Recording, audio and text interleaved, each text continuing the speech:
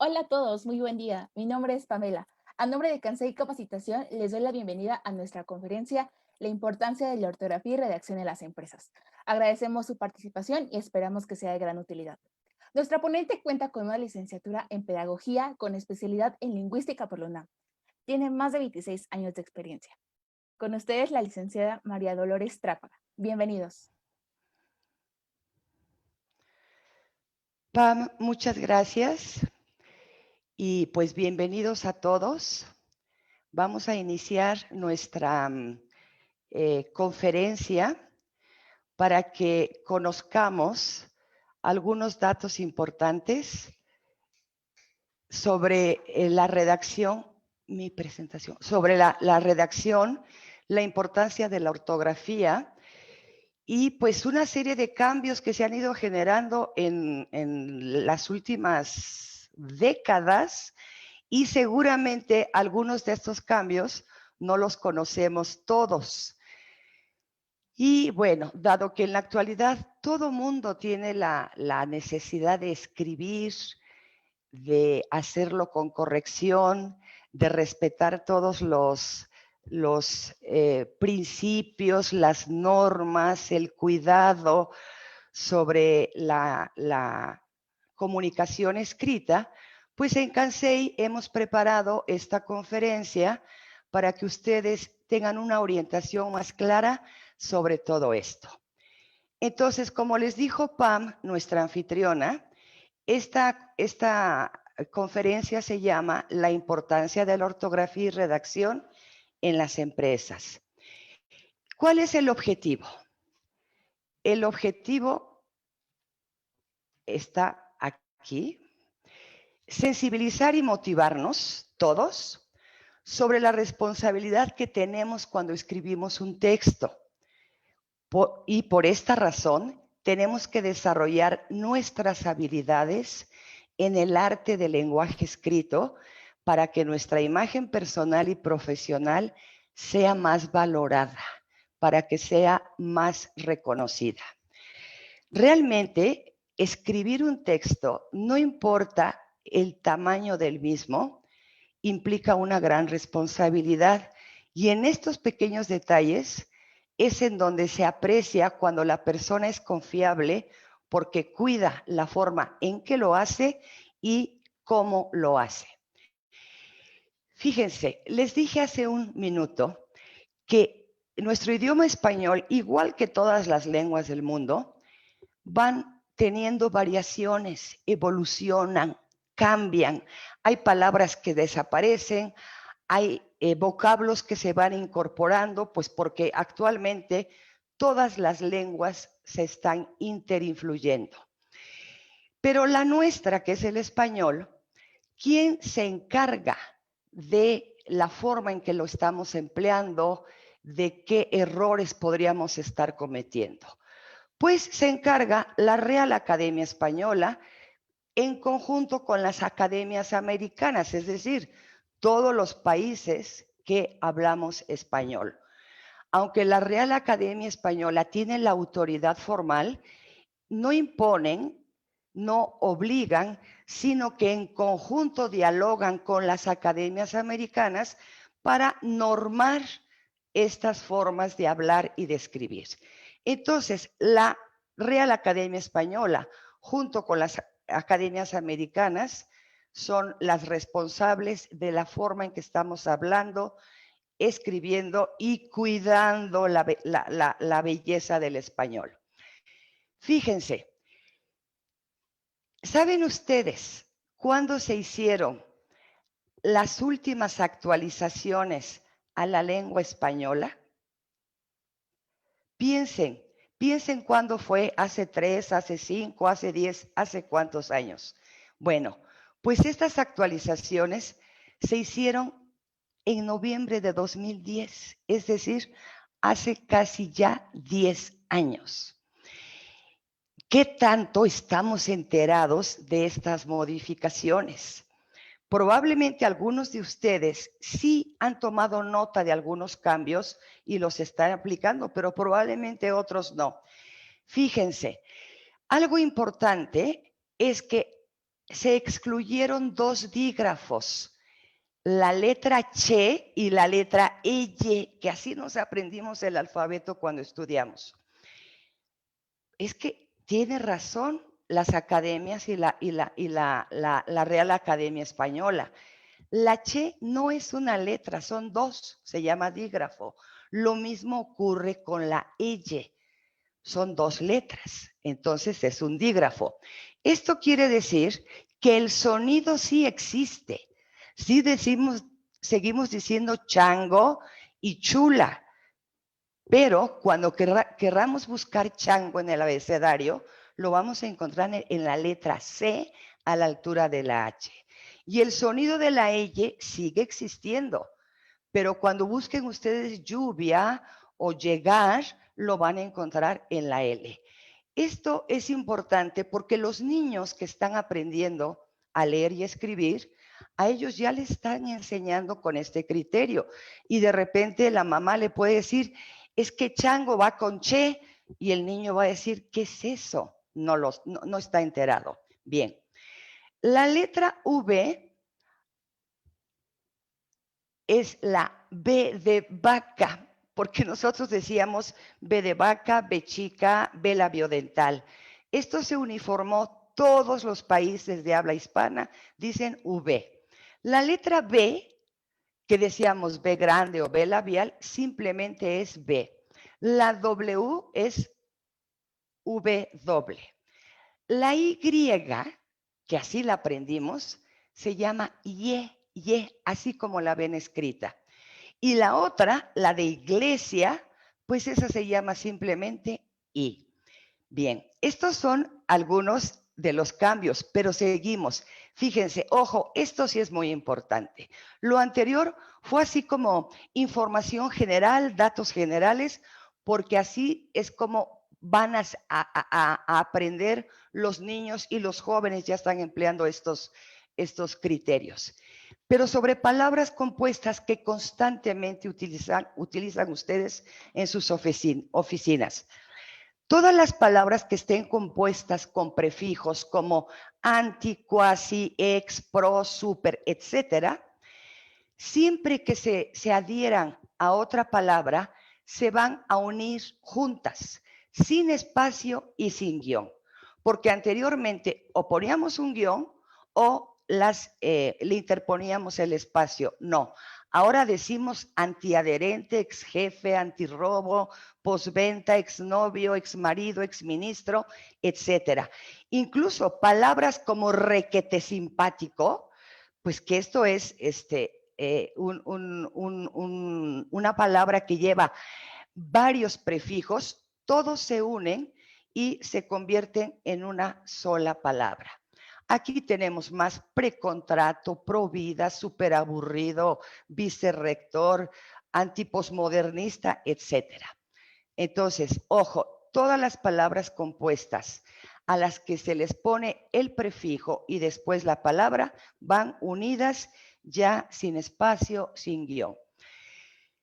Sobre palabras compuestas, cuando ustedes hacen un compuesto que va con un prefijo, pero la parte a la que se adhiere se escribe con mayúsculas, entonces sí se utiliza el guión para que no se vea raro utilizar el prefijo con minúscula y luego las siglas con mayúscula.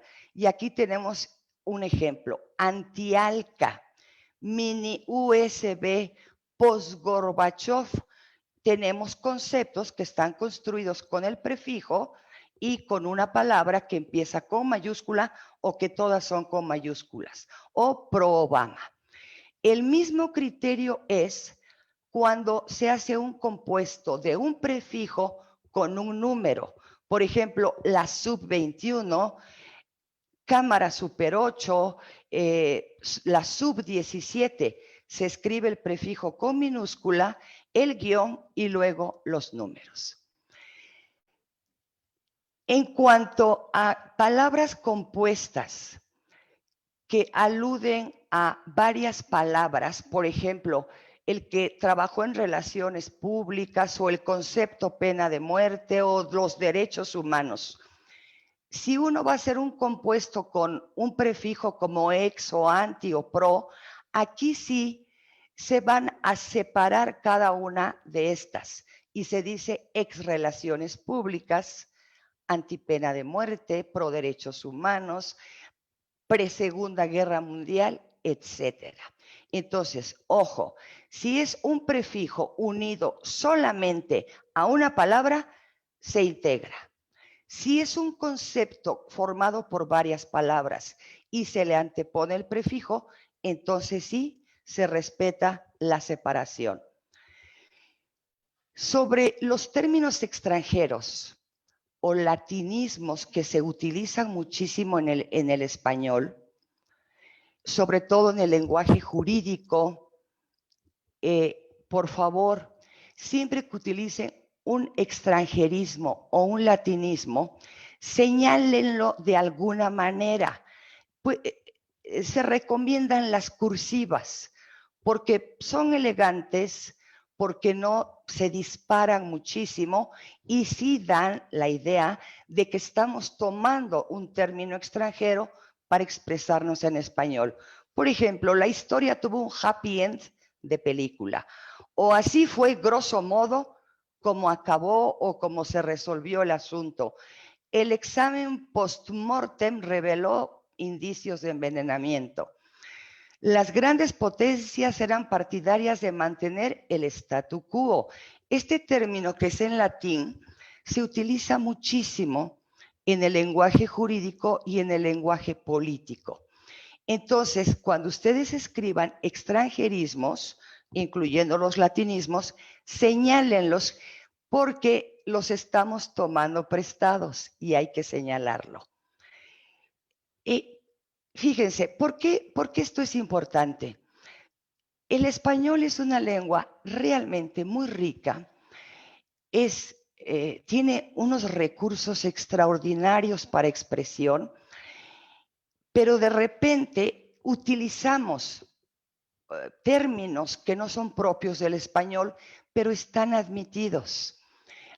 Señalémoslo para que quede marcado que no es exactamente español y es una forma de preservar la riqueza, la pureza y la fuerza del español. El idioma es algo muy importante en los pueblos y en las personas, porque nos da identidad, nos da identidad. Si nuestro idioma empieza a degradarse, a desgastarse, a perder esto de lo que estamos hablando, pues va a terminar por desaparecer. Y pues a mí esto me parece un riesgo porque nuestra identidad cultural nos la da, entre otros datos, también el lenguaje. Bien, fíjense, la riqueza del idioma español.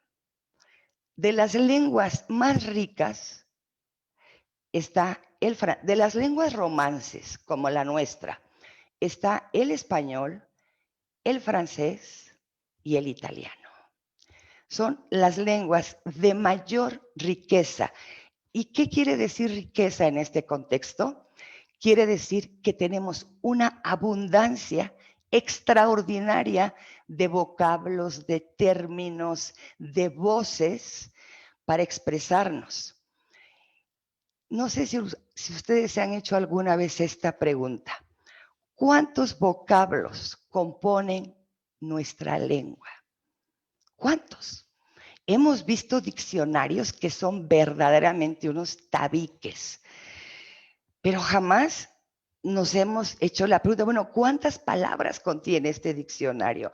Ahora ya ni vemos los diccionarios físicamente porque todo es digital, pero es enorme, enorme el número de vocablos. Pues bien, tenemos en el español aproximadamente 110,000 palabras.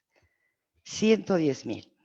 Hay por ahí una serie de datos comparativos sobre otras lenguas y el inglés, por ejemplo, que es una de las lenguas más habladas en el mundo como segunda lengua, El inglés tiene aproximadamente 60, 70,000 vocablos y el español 110,000. Pues bien, y de esos vocablos, ¿cuántos verbos tiene esta lengua? ¿Cuántos verbos? ¿Cuántos utilizaremos nosotros diariamente? Bueno, tenemos 10,000 verbos en español. Fíjense, el verbo es la parte principal de la oración.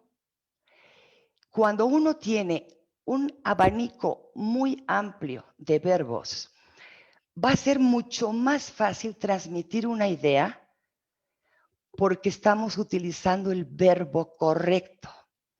Pero cuando no encontramos ese verbo que tiene la idea, que es el centro del mensaje, pues empezamos a hablar y a decir y a caer en una verborrea tratando de explicar aquello que podría haber dicho con una palabra. En fin, y esto es porque no tenemos acceso a un buen repertorio verbal. Pues bien, si tenemos 110,000 palabras aproximadamente en todo el idioma español, ¿cuántas palabras creen que utilizamos en promedio nosotros? Que ya somos adultos, que tenemos estudios formales, que estamos trabajando de manera profesional en una empresa. ¿Cuántas palabras creen que empleamos? Este estudio es muy formal, muy serio, se hizo hace ya muchos años en la UNAM y la respuesta fue esta: 1,800 palabras en promedio utilizamos los mexicanos adultos para comunicarnos. 1,800 frente a un universo de 110,000, pues creo que nos hace sentir un poco incómodos. Bien. Pero de estos 10,000 verbos que tiene nuestro idioma, ¿cuántos creen que utilizamos nosotros? 80. 80 verbos. Pues por esto nos cuesta trabajo ser claros, ser precisos. Por esto divagamos, por esto provocamos confusión cuando damos o queremos dar una instrucción, etc. Entonces, esto es muy jocoso, pero es también cierto. Nosotros adultos que nos estamos sintiendo incómodos con esta información de estamos observando y reconociendo qué tan pobre es nuestro repertorio lingüístico. Los jóvenes, estos entre 14, 16, 17 años, pues tienen todavía un repertorio verbal más reducido. ¿Cuántas palabras creen que están utilizando en promedio nuestros jóvenes mexicanos, adolescentes? Vean, muchachos, utilizan 80 palabras, pero sus palabras preferidas son estas que estamos viendo aquí. Puede haber más, pero estas son sus palabras preferidas, pero les permiten integrarse, les permiten comunicarse y entre ellos se refuerzan y no salen de este tipo de expresiones. Fíjense, no está mal que digan chale, chido, órale, está cañón, está perfecto, se vale. Pero a mí me parece que todos estos giros deben sumar, no restar. Hay gente que es muy propia en su expresión y de repente dice, ay, no manches, y está perfecta la expresión. Es más, no podría haber otra mejor para esa circunstancia, pero en otra situación tiene también otro giro para dar la misma idea, que es no manches, qué barbaridad, estás exagerando, no lo puedo creer, etcétera. Es decir, hay recursos. Entonces, estas palabras, adelante, intégrenlas, úsenlas, pero no nada más usen estas. El problema no es el uso, es el abuso. Y esto se vuelve un hábito. Y todas las demás palabras que alguien puede tener en su repertorio verbal, si no las utiliza, terminan por perderse. Cuando las quieren buscar, prácticamente ya no están al alcance de su mano o de su memoria.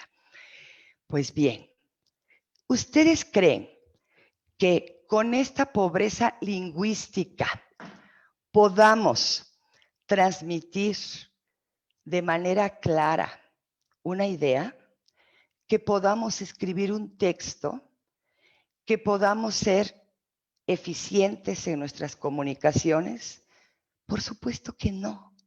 No, porque ¿cuál es el vehículo que utilizamos los seres humanos, en la mayoría, para comunicarnos? Las palabras. Es el ingrediente principal para podernos comunicar.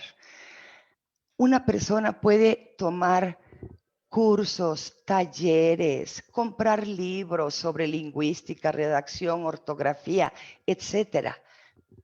Magnífico, todas estas son herramientas que les van a ser útiles, pero el ingrediente básico para poder construir un texto es el lenguaje. Y el lenguaje lo tenemos que enriquecer, lo tenemos que desarrollar, lo tenemos que ampliar.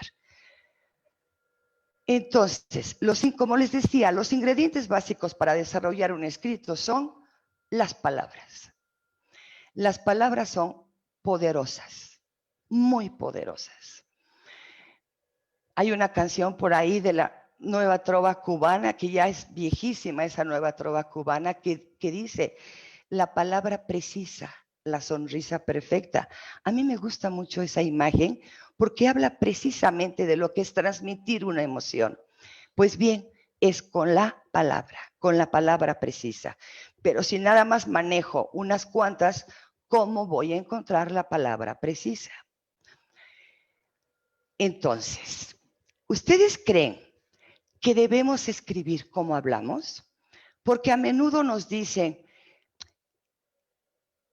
tu relato es muy ameno, lo dijiste muy bien, fue muy claro, lo hiciste interesante. Así como me lo estás diciendo, ponlo por escrito. No, no es verdad. De ninguna manera vamos a escribir como hablamos, de ninguna manera. En el lenguaje oral se permiten algunos giros muy cotidianos, muy poco formales, muy de la calle. En el lenguaje oral también podemos ser reiterativos. En el lenguaje oral nos podemos permitir algunos errores porque la improvisación provoca que a veces uno cometa un error, pero se corrige de inmediato. ¿Por qué? Porque hay oportunidad. En el lenguaje escrito debe haber rigor. Debe haber rigor. A ver, ¿qué es lo que quiero decir? ¿A quién se lo voy a decir? Porque ese quién es muy importante. No es lo mismo a mi compañero de la escuela que a mi jefe inmediato o que al director de la empresa en la que estoy trabajando.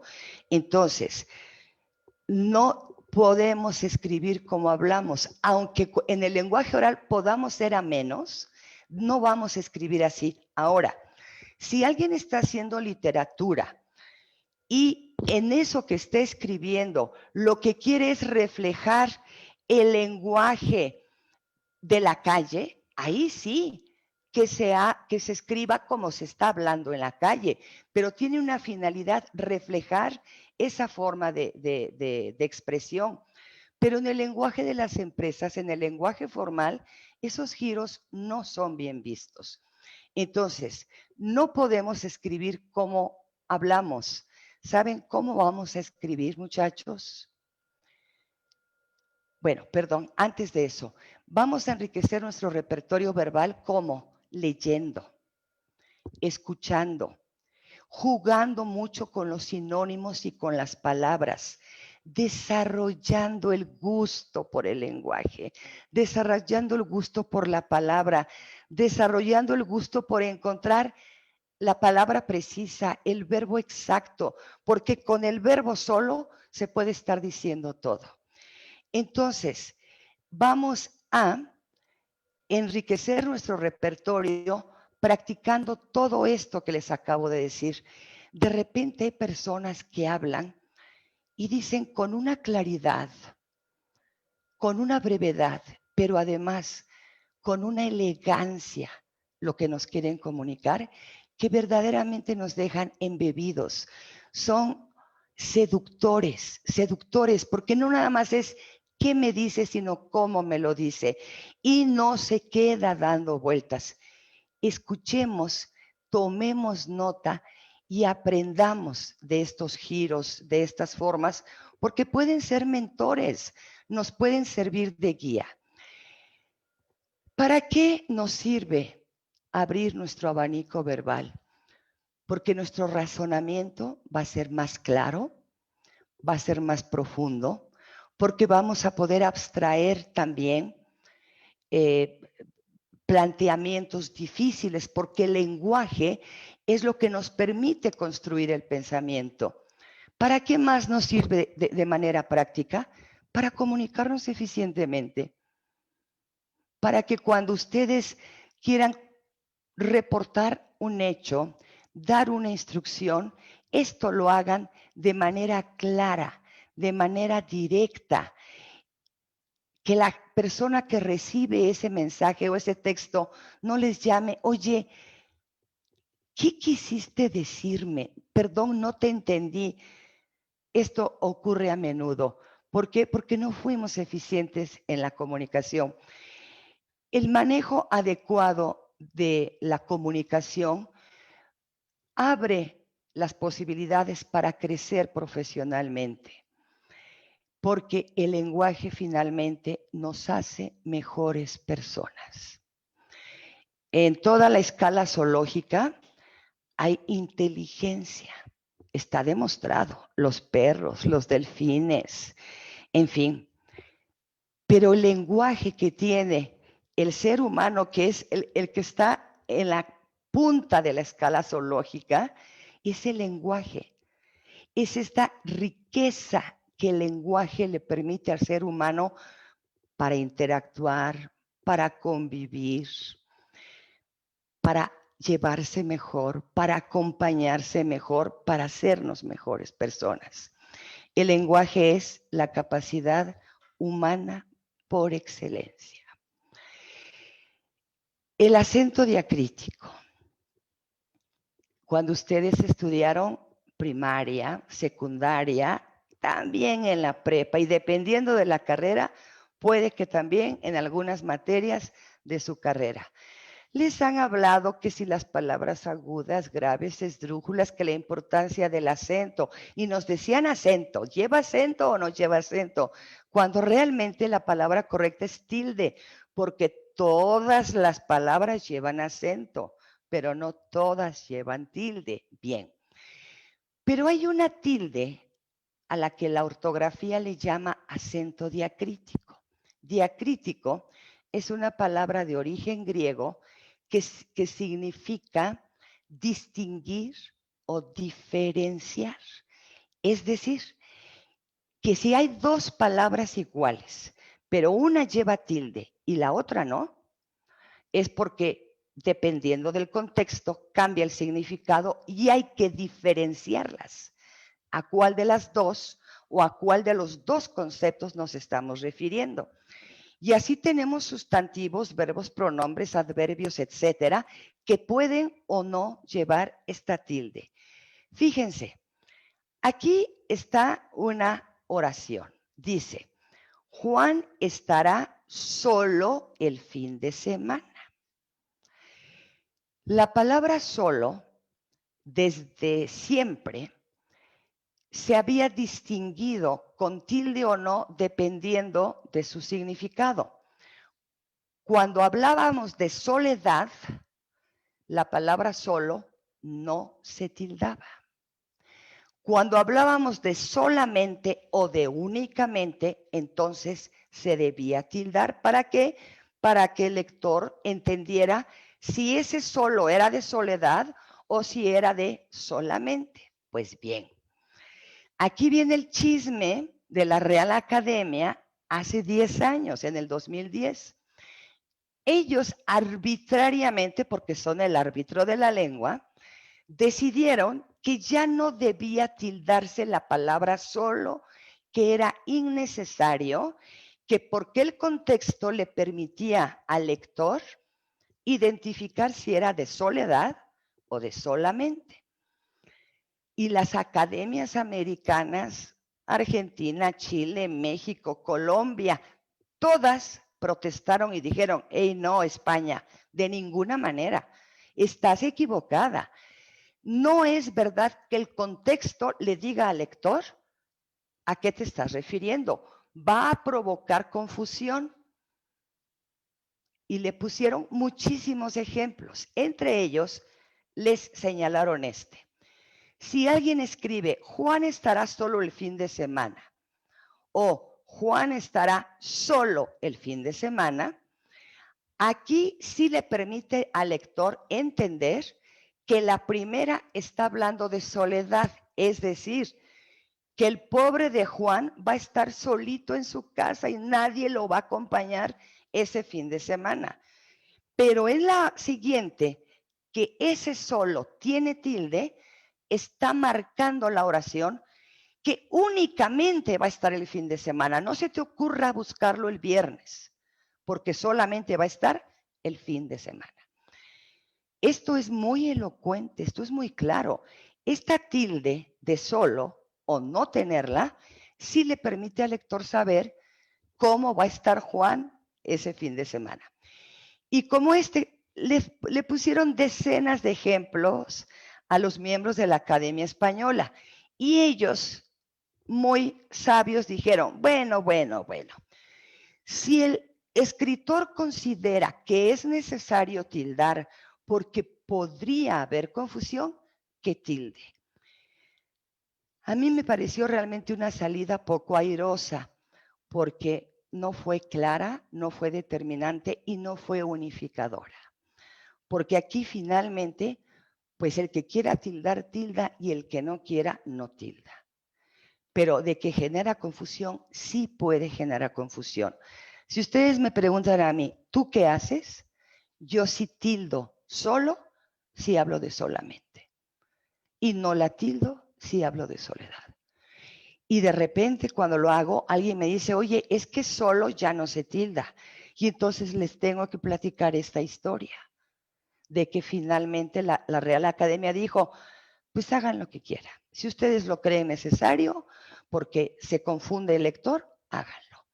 Y pues yo les transmito esta discusión y esta información y ustedes desarrollen su propio criterio. Y si alguien les lleva a cuestionar por qué lo hicieron, expliquen, esta es la razón.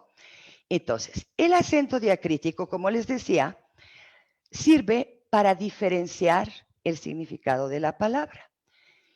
Aquí hay otro ejemplo de solo. Él solo hizo lo que le ordenaron.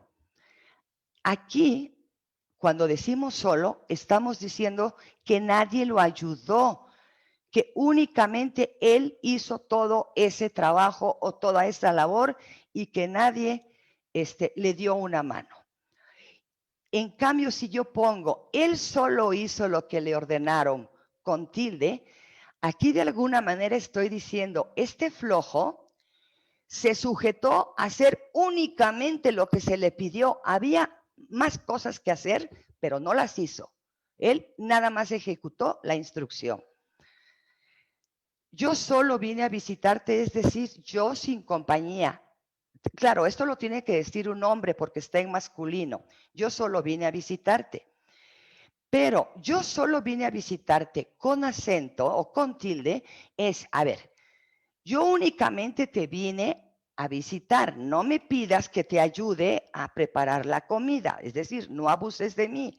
Es decir, tiene un sentido diferente.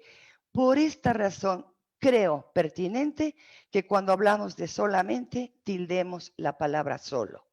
Y si hablamos de soledad, no la tildemos. Esto sí está vigente y es para todos los que hablamos español. La palabra aún, si no tiene tilde, es un monosílabo y significa incluso, aunque o también. Ojo, sin tilde, incluso, aunque o también. Y aquí puse algunos ejemplos. Aún los estudiantes deberán estar presentes. Ese aún equivale a incluso. Incluso los estudiantes deberán estar presentes. Aún estando presentes los padres, los niños se dieron de golpes. Este aún quiere decir, aunque estuvieron presentes los padres, los niños se dieron de golpes. Te ayudé a terminar el trabajo y aún te llevé a tu casa. Es decir, te ayudé a terminar el trabajo y también te llevé a tu casa. Y el otro aún, el que tiene tilde, es una palabra de 2 sílabas. Se utiliza tildada cuando es sinónimo de todavía.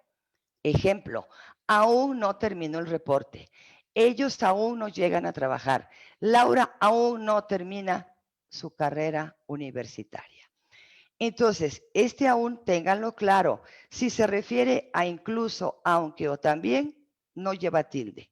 Se refiere a todavía, se tilda. Los monosílabos, esto también es un acuerdo que se pactó en el 2010 y que fue publicado. Todas las palabras que son de una sola sílaba no deben tildarse. Y aquí sí tienen razón. ¿Por qué tildamos una sílaba y otra no? Porque cuando una palabra tiene 2 sílabas, una de ellas tiene más fuerza que la otra. Por ejemplo, mesa. Mesa tiene 2 sílabas, pero una tiene más fuerza. Mesa, ahí está la fuerza. Es decir, ahí está el acento en me. Pero mesa es una palabra grave. Y la regla dice, las palabras graves, si terminan en vocal, no se tildan. Entonces, mesa es grave, el acento está en me, pero no se tilda. Pero si la palabra tiene una sola sílaba, ¿en dónde va a caer la fuerza? Pues en ella. No compite con ninguna otra sílaba. No hay distinción.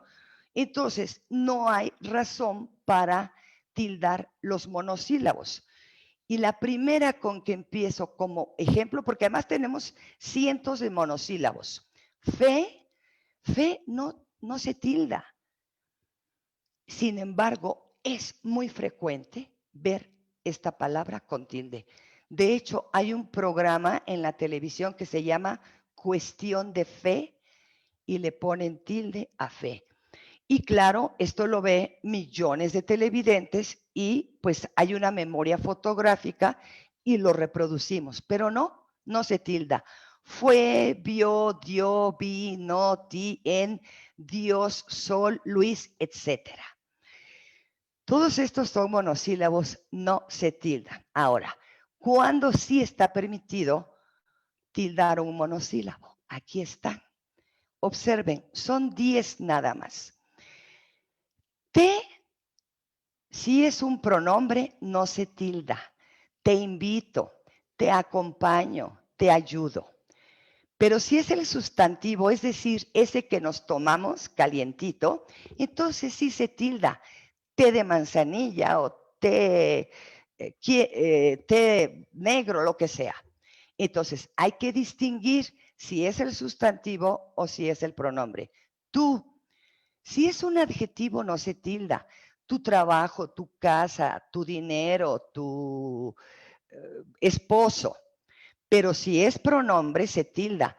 Tú me dijiste, tú me lo pediste, tú me regañaste, etcétera. Si es pronombre, se tilda. él. Cuando es artículo, no. El niño, el edificio, el automóvil, el día, el expediente, el papel, el trabajo. Pero si es pronombre, sí. Él es el director. Él se hizo responsable. Él se casó el domingo pasado. Es decir, si es pronombre, se tilda. Se.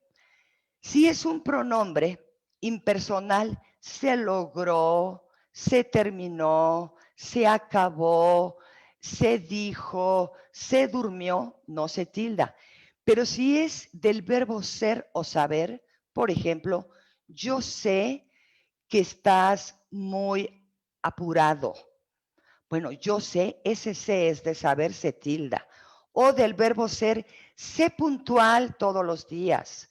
Sé responsable con tu trabajo.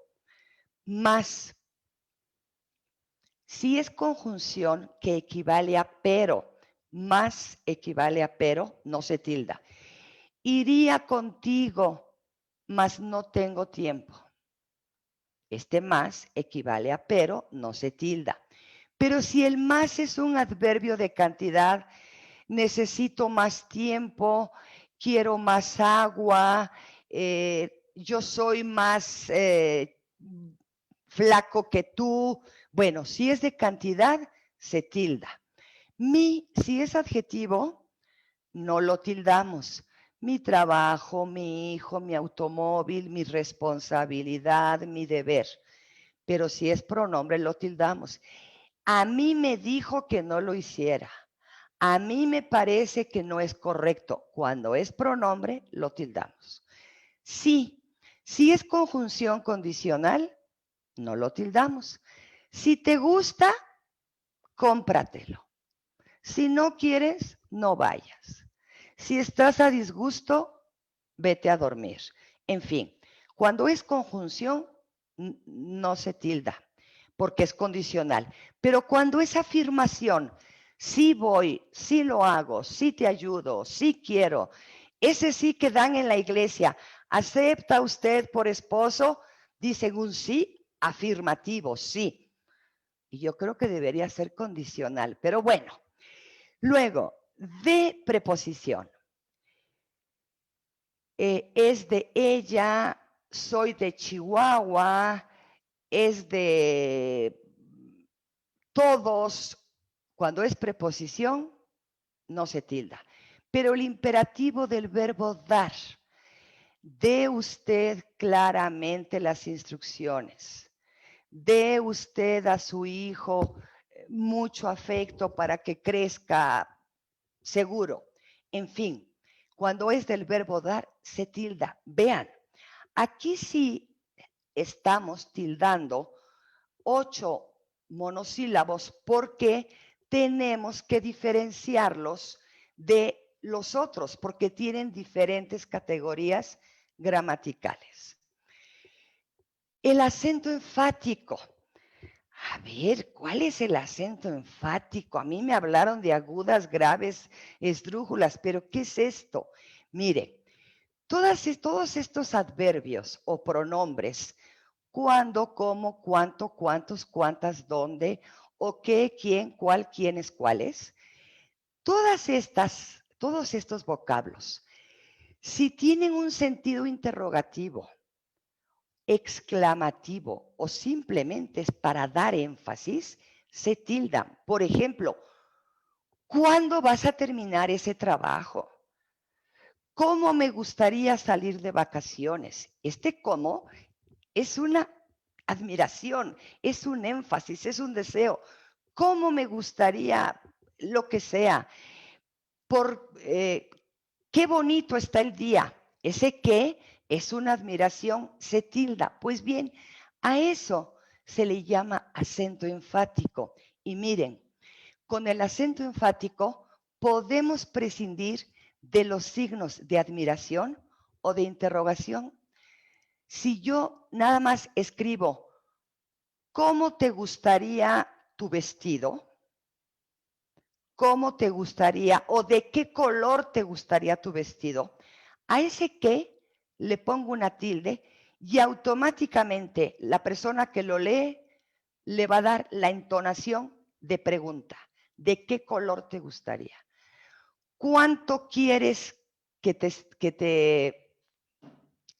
dé?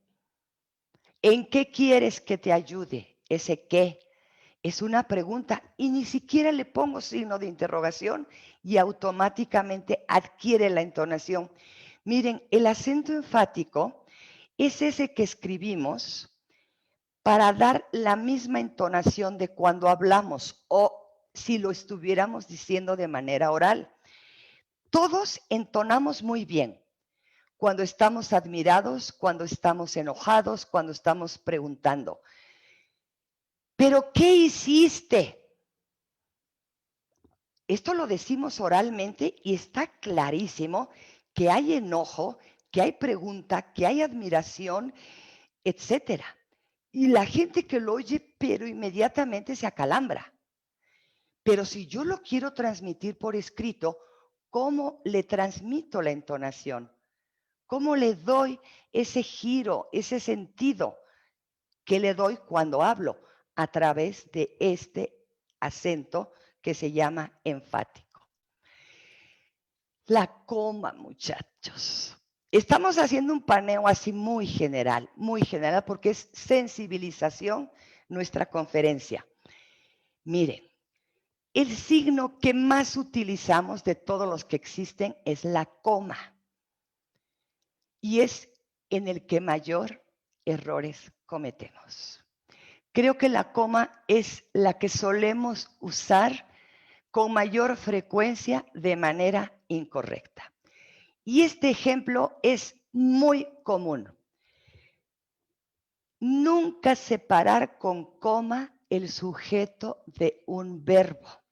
Dicho de otra manera, entre sujeto y verbo, nunca, así, nunca se pone una coma.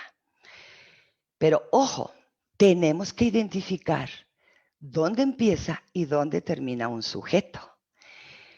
Porque cuando hablan de sujeto todos pensamos en Juan, en el perro y en el árbol. No, un sujeto puede ser muy largo, puede ser tan largo como de 2 renglones.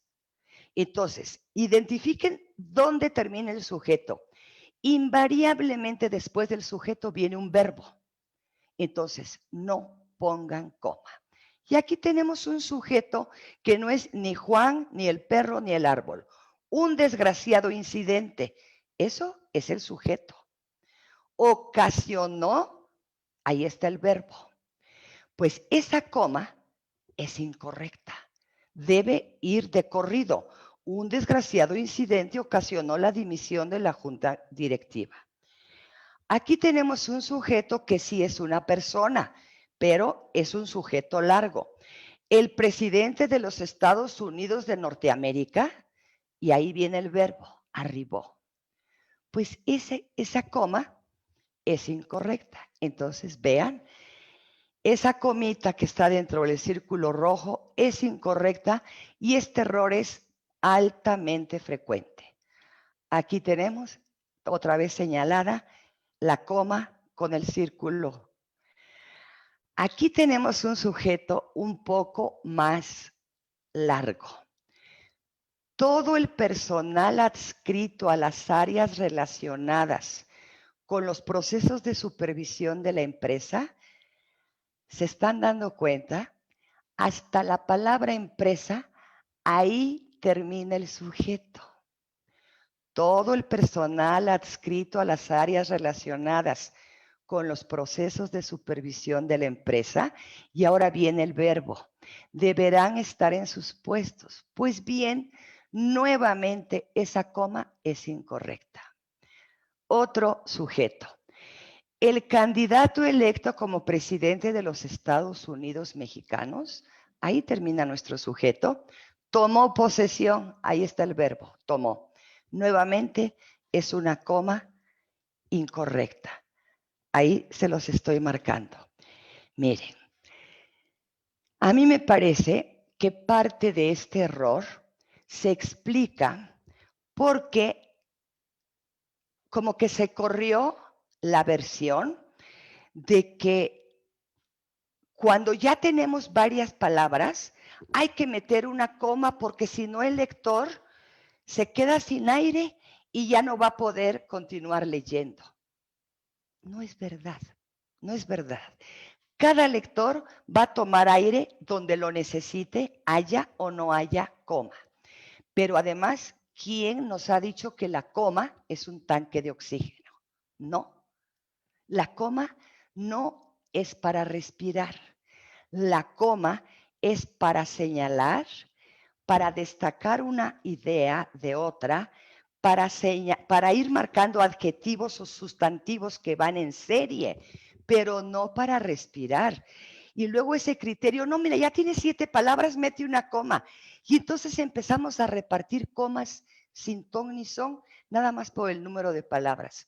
Y no, no debe ser así. Entonces la coma es fundamental. Una coma mal empleada puede cambiar totalmente el sentido de un texto. Pero quiero también, antes de pasar a los ejemplos de cómo cambia el sentido, tenemos 2 tipos de oraciones. Se llaman oraciones principales y oraciones subordinadas. La oración principal, ahí está contenido todo el mensaje, en la oración principal. Y en la oración subordinada, es decir, depende de la oración principal, esa oración subordinada siempre se pone entre comas y sirve para apoyar o para enriquecer lo que está diciendo la oración principal. Y aquí hay un ejemplo. La medicina preventiva, ese es el sujeto. Y lo hice con colores para que visualmente identifiquen oración principal y oración subordinada. Miren, la oración principal está escrita con café. Dice, la medicina preventiva permitirá evitar la enfermedad en breve plazo. Si yo solamente digo la oración principal, no necesito poner ninguna coma. Pero si intercalo una oración subordinada, entonces sí pongo coma. La medicina preventiva, como ya ha quedado apuntado anteriormente, permitirá evitar la enfermedad en breve plazo. Aquí tenemos una oración subordinada y sí hay coma después del sujeto, pero por eso, porque abrimos una subordinada. Si yo retiro mi oración subordinada, no pasa nada. Sigo diciendo lo mismo. Entonces, las subordinadas sí van entre comas. Y ahí vuelvo a marcar que esto sí es correcto, pero ojo, identifiquen que hay una subordinada. Miren, aquí tenemos un ejercicio.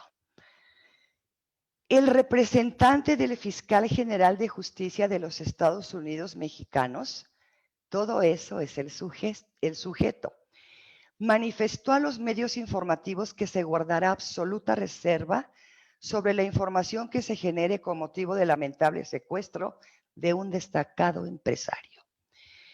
Este es un breve texto de 4 renglones. Cualquiera de nosotros le metería 2 comas en algún lugar porque nos parece largo. Y les quiero decir que el texto fluye perfecto y no necesita ninguna coma. Vuélvanlo a leer, vuélvanlo a leer. Y si lo hacen en voz alta, van a tomar aire donde lo necesiten, pero va a seguir fluyendo la lectura del texto. Entonces, solamente pongan comas de verdad cuando tienen una función. No las pongamos sin ton ni son. Vean esto. Si el hombre, esto es de Julio Cortázar, un escritor argentino que ya murió. Bien, él puso este ejemplo que me parece muy ilustrativo sobre cómo cambia el sentido. Si el hombre supiera realmente el valor que tiene la mujer, andaría a gatas en su búsqueda. Aquí, ¿quién andaría a gatas? Evidentemente, el hombre. Y luego, si el hombre supiera realmente el valor que tiene, la mujer andaría a gatas en su búsqueda. Aquí cambió. Aquí la que anda a gatas es la mujer.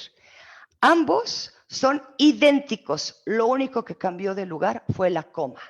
Y con ese cambio cambió todo el sentido. No eres tú quien me acusa, es una negación. No eres tú quien me acusa, es una afirmación. Aunque esta afirmación empieza con la palabra no, es una afirmación. Jacinto ve la televisión. Aquí Jacinto es un sujeto. Yo les dije, entre sujeto y verbo nunca se pone una coma.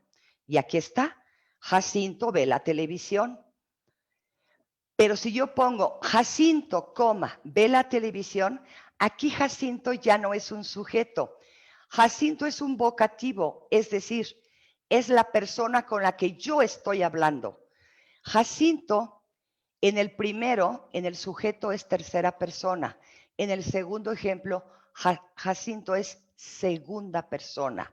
Yo estoy hablando con Jacinto y le digo, Jacinto, ve la televisión. Y entonces ahí sí hago pausa y por lo tanto pongo coma. Al llegar a su casa aquella tarde, Inés descubrió la desaparición de todos los dólares que había ahorrado. Desconfió de las vecinas de su madre y, sobre todo, de la sirvienta. Pues bien, aquí Inés está muy enojada porque le robaron y desconfió de las vecinas de su madre, pero particularmente de la sirvienta. Ahora vean esto. Al llegar a su casa aquella tarde, Inés descubrió la desaparición de todos los dólares que había ahorrado. Desconfió de las vecinas, de su madre y sobre todo de la sirvienta. En este segundo, no nada más desconfía de las vecinas, sino también de su propia madre. Entonces, vean cómo trasciende una coma. Mi tía estuvo con Raquel y Teresa y tus abuelos llegaron después. Mi tía estuvo con Raquel y Teresa y tus abuelos llegaron después. Es diferente. No me rindo es de combate y no me rindo es de cuelgo la toalla.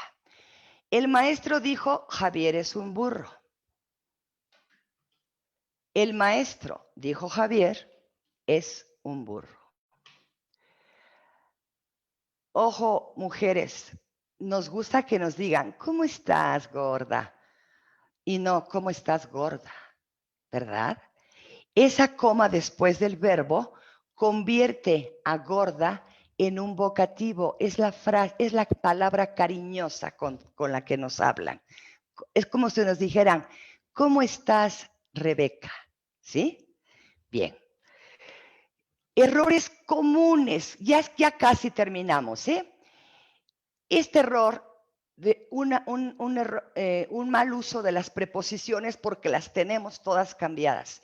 En base a lo anterior, solicitamos bla, bla, bla.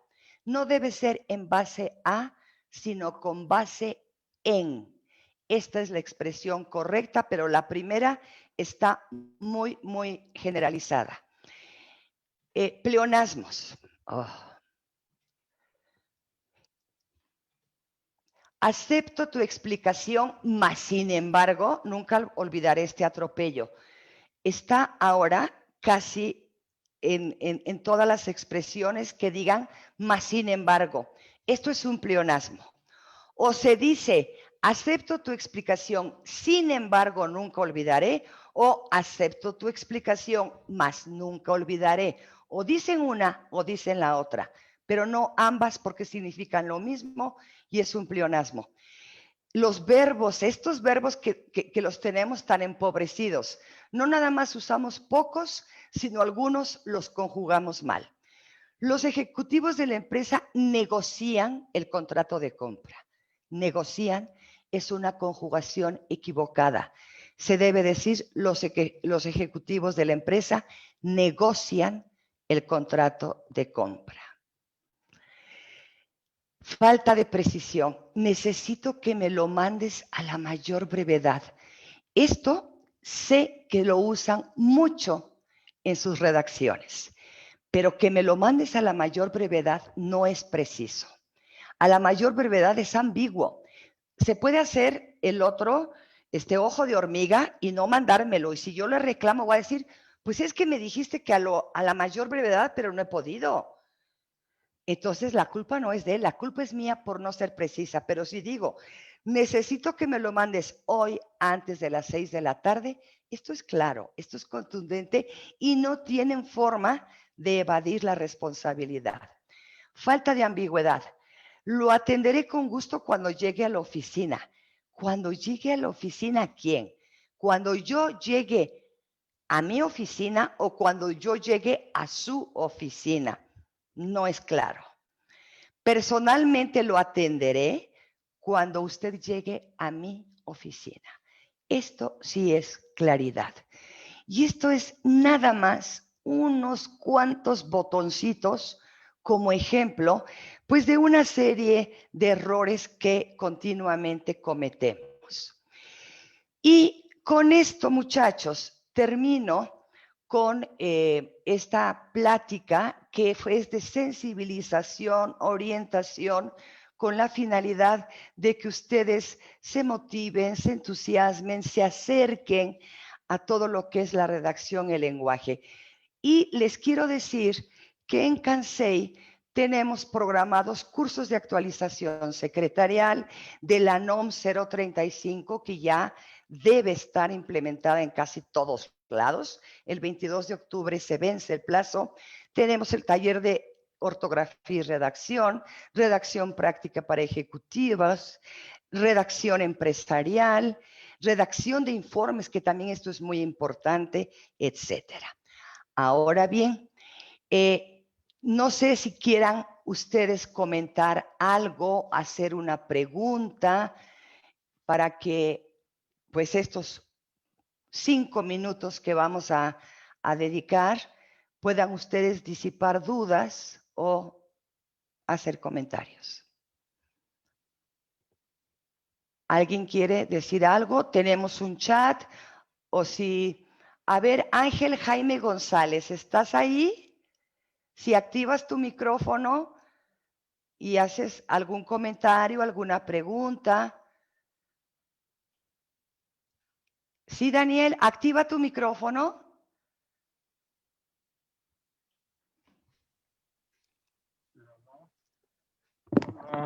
Hola, soy Hola, Daniel Daniel. Camargo. Hola, mucho gusto. Gracias. Quiero saber el cambio que ha habido en la palabra quórum. Quórum antes era con Q, ahora solamente con C. Quórum. Si tú le escribes de acuerdo a su origen etimológico, sí es con Q, con Q. Y esto es una corrección culta, es decir, escribirlo de acuerdo a su etimología. Pero la Real Academia Española cambió la Q por C, porque considera que el sonido es el mismo y se familiariza más con el español. Entonces, la respuesta es, la puedes escribir con C, pero si quieres ser respetuoso con su origen, escríbela con Q. Gracias. De nada. Ana Vianey Hernández, ¿quieres activar tu micrófono si tienes alguna pregunta o comentario?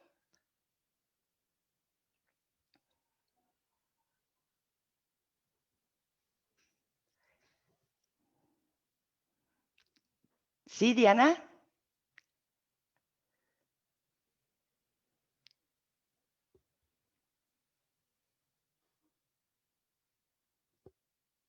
Bueno, a ver, vámonos con Andrés.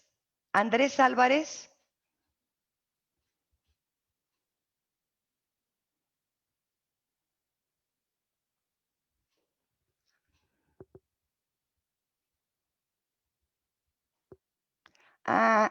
Bueno, bien, ya vimos que no sabes cómo activarlo.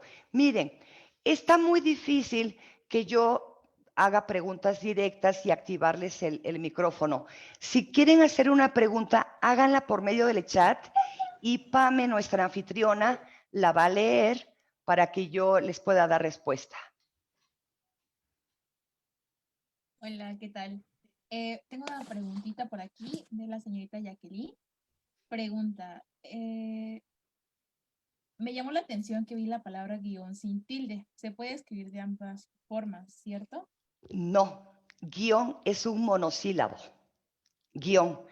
Y es un monosílabo que, como les dije, no debe tildarse porque no hay otra homónima que en otro contexto signifique algo diferente. Entonces, guión ciertamente la tildábamos, pero por ser monosílabo perdió la tilde. Entonces, no se debe tildar.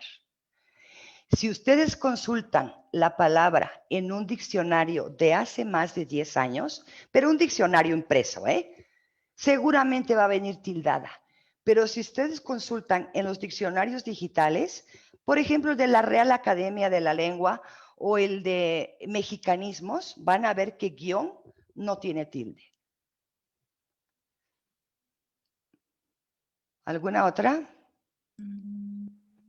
Pregunta del señor José Adolfo. Curiosidad, la palabra currículum contra currícula, ¿cuál es la correcta? Bueno, mira, currículum es singular, currícula es plural. Entonces, si tú hablas de uno, dices, mándame tu currículum. O si le puedes decir a alguien, mándame la currícula de todo tu equipo. Entonces, la currícula es currículum en plural y el currículum es uno, singular.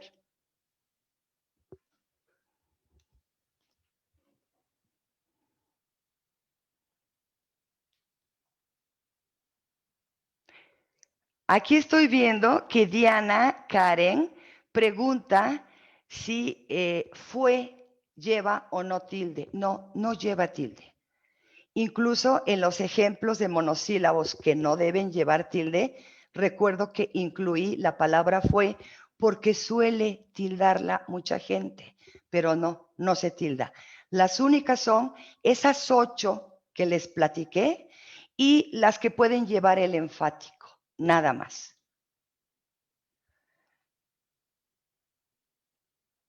¿Alguna otra pregunta?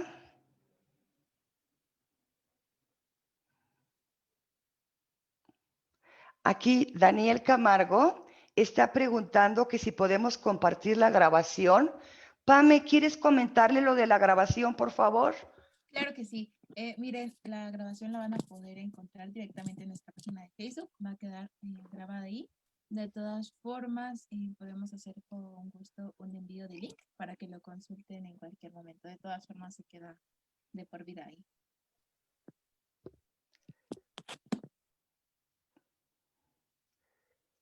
No ¿Algo más? No sé si tengas que hacer algo más. Bueno, pues me dio mucho gusto que estuvieran aquí. Fue un grupo muy nutrido, muy nutrido. Esto es muy estimulante. Yo disfruto mucho este tipo de pláticas. Disfruto mucho esta materia, verdaderamente me encanta el idioma, me encanta el lenguaje, me encanta la escritura, me encantan todos los giros, tanto elegantes como corrientes. Me encanta echar mano de todo el lenguaje cuando considero que es necesario. Les van a mandar el link. Si quieren volver a ver la conferencia, la tienen a su disposición. Sé que fue rápido, pero ni hablar, así estaba programado, pero ustedes van a poder verla con más calma y tomar nota. Y pues aquí en Cansei estamos a sus órdenes y seguiremos viéndonos. Bueno, muchas gracias, licenciada María. Agradecemos su valiosa participación, conocimientos y experiencia en este tema tan interesante que considero todos debemos tomar en cuenta. Y bueno, como ya lo mencioné anteriormente, aprovechamos para compartirles que la próxima semana tendremos un taller para profundizar en el tema. En caso de estar interesados, pueden enviarnos un correo, dejarnos un mensaje y con gusto les enviamos la información. Y bueno, sin más por el momento, de parte de todo el equipo de Cansei, les agradecemos por conectarse el día de hoy con nosotros. No olviden seguirnos en nuestras redes sociales y dejarnos sus comentarios. Para nosotros es muy importante conocer su opinión. Siempre es un gusto atenderlos. Que pasen un excelente día.